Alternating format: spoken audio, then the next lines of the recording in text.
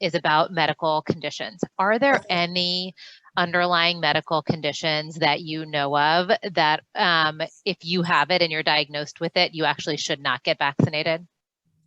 Okay, I'm putting something in the chat box because I saw the previous questions, and if there's anyone out there with a blood clotting disorder, I like to go to those associations or societies and to give people very clear, emphatic responses. So there is no known contraindication to coronavirus vaccination. Okay.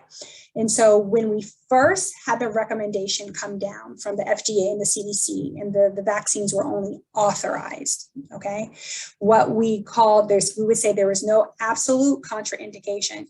If you have had an allergic response to any of the ingredients in the vaccine, meaning you got one dose and you got hives, or you got one dose and you got anaphylaxis, or you got one dose and you were just struggling to breathe, initially we were telling people, don't get the second dose. Now there is mounting evidence, and there are public health leaders who will say, even if you had an allergic response to the first dose, you should get the second dose, because there is no one who's had an allergic response who was not able to be treated and that response reversed, right? So that's a level of nuance. You should have that conversation with a physician. I've talked people through this decision, and that's called shared decision making. Okay, that's a person doing something with full awareness of risk versus benefits. Okay, the next group that we were not as emphatic around were pregnant people, as I described, right? Because pregnant people didn't participate in trials, but now we have an abundance of evidence to show both that the vaccination is safe in pregnant people and that pregnant people have worse outcomes of coronavirus, that we are emphatically recommending pregnant people to get vaccinated. So I'm using those two scenarios to show people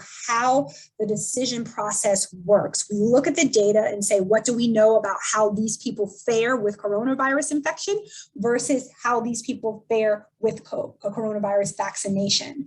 And specifically, I looked up for anyone who has a blood clotting disorder. I, at baseline, would have told you no, but I want to give you proof and evidence that there is no contraindication to you getting vaccinated. And so that's what I put in the chat box. Think about it this way. I've talked to people with lupus. I've talked to people with other various autoimmune disorders like multiple sclerosis. I've talked to people who have active cancer, blood cancers. The risk of you having coronavirus is worse than any potential risk that is associated with the vaccine. And the only thing an oncologist might do is tell you about the timing of your vaccine dose, not that you should not get it. Great, thank you.